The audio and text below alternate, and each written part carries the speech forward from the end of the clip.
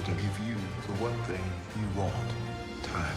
He can rewrite existence and shatter timelines. He can give us a second chance. So, what's it gonna be? Batman. Hello all you beautiful people, my name is Travis. I hope you're all having an amazing day. What do you get when you cross the exciting and otherworldly escapist adventure of Journey to the Center of the Earth with the oddly unique CGI aesthetic of Spy Kids 3D Game Over and the universal charm of Honey, I Shrunk the Kids?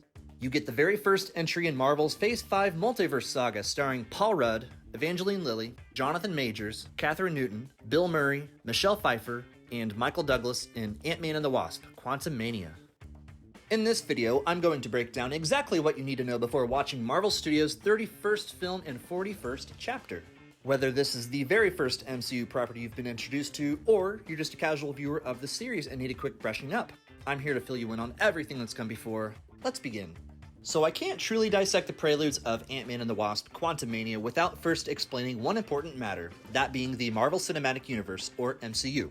A collection of, so far, 40 independent yet cleverly woven and interlinked properties that began with Iron Man in 2008 and has journeyed through until the Guardians of the Galaxy Holiday Special in 2022.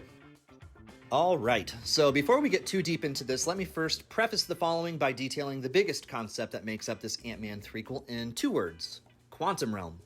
At the very center of the Ant-Man films is a little place, pun intended, called the Quantum Realm, a dimension so small that the concepts of time and space are completely irrelevant. So small. Once someone goes subatomic, the Quantum Realm becomes the last stop on their journey into molecular purgatory. Now let us recount the adventures of Ant-Man and the Wasp. And how dare you assume I mean the second iteration version? Not yet, anyway. I mean, of course, the Ant-Man and the Wasp in the forms of badass, scientist, secret agent, husband and wife super duo of Hank Pym and Janet Van Dyne, who worked undercover as S.H.I.E.L.D. agents in a pre-Avengers world, protecting the US from foreign threats during and post-Cold War. What made the couple so awesome and formidable was their incredible ability to seemingly disappear and kick ass unseen. This was accomplished by Hank Pym's discovery of extra-dimensional subatomic particles that can both increase and decrease the size of an object or being, which he aptly named Pym particles. Hank and Janet utilized the Pym particles to shrink and grow their way to top-tier level badassery by kicking lots of Cold War ass. Until the dreaded day while on a mission to stop an ICBM mid-air, Janet Van Dyne seemingly sacrificed her life by shrinking small enough so she could fit between the atoms of its steel plating. Successfully disarming the missile and saving lives, she ultimately trapped herself in the endless depths of the aforementioned Quantum Realm, leaving behind a mourning husband and a young daughter. That finally brings us to more contemporary MCU times as we are introduced to the new Ant-Man in the 2015 film of the same name, in the form of Paul Rudd, aka Scott Lang, the Robin Hood-esque conman, father-turned-superhero who became a very integral part in saving half the universe some movies later.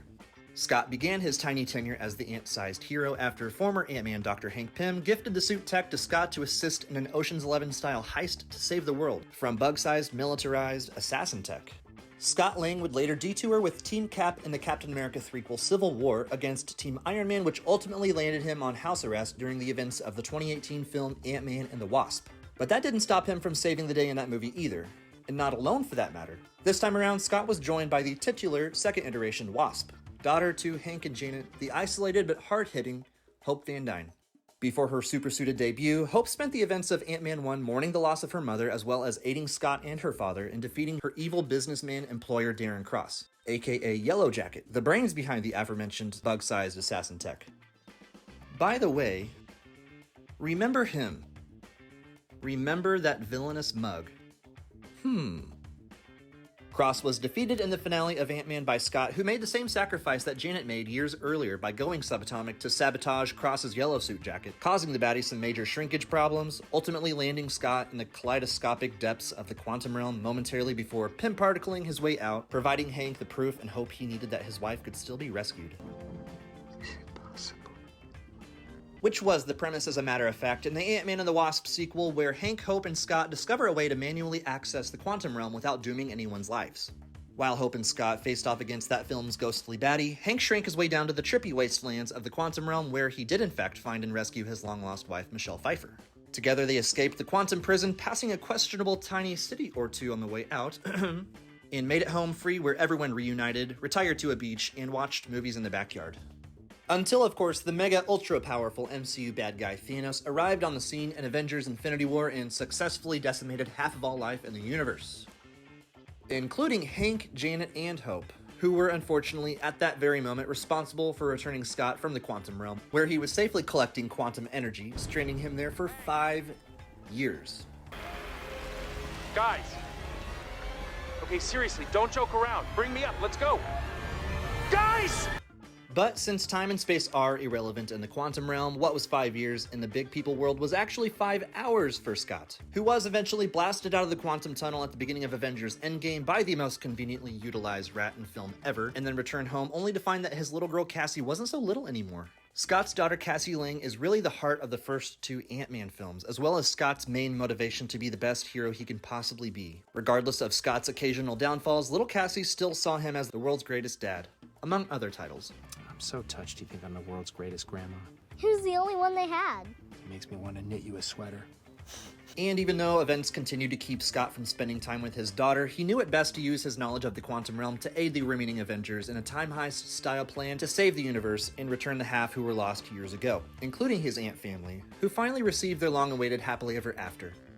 Aww. Now, before ending this video, I must toss in one seemingly unrelated to Ant-Man bit of information in the form of the Loki Disney Plus series. If you haven't seen it, I recommend you do so. It is wonderful, but it is with a heavy heart. I'm about to spoil the ending for you if you have not seen it. It's just that it's going to factor that heavily into Quantumania. This wacky procedural drama series follows the God of Mischief traversing the multiverse with a team of time police chasing down a more dastardly version of himself. That's a very broad description because it's so much more than that. But the series does a very good job at diving into the ideas of variance and multiverse timelines. The MCU, for example, is just one out of an infinite amount of timelines that make up the multiverse, each timeline or universe being a slightly different looking version of the others, while variants are simply different versions of the same character populating these different timelines. Now, this task force of time cops are seemingly in control of ensuring that everything that occurs in each timeline is what's destined to actually happen. I say seemingly in control because they are absolutely not in control as they are led to believe. The final boss man behind the curtain, if you will, the godly Willy Wonka creating time instead of chocolate, is He Who Remains, an eccentric temporal architect who lives outside of literal time, keeping the multiverse cycling on repeat forever.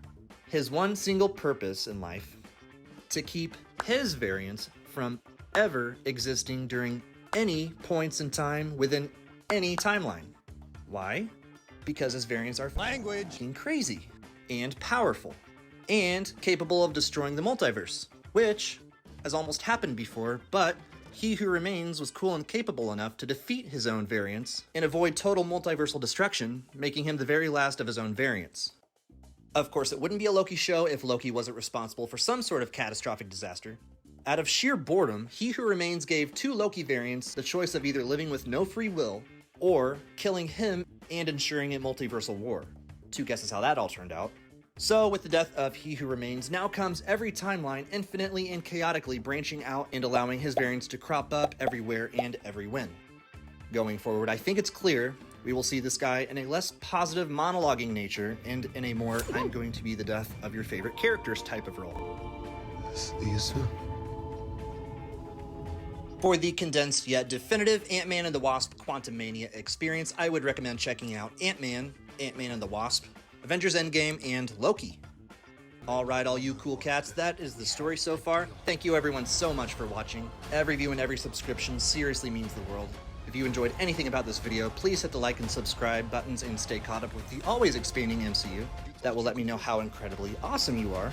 You'll see a new video from me shortly before any new MCU movie series or special debuts. That being said, please enjoy Marvel Studios' Ant-Man and the Wasp Quantumania.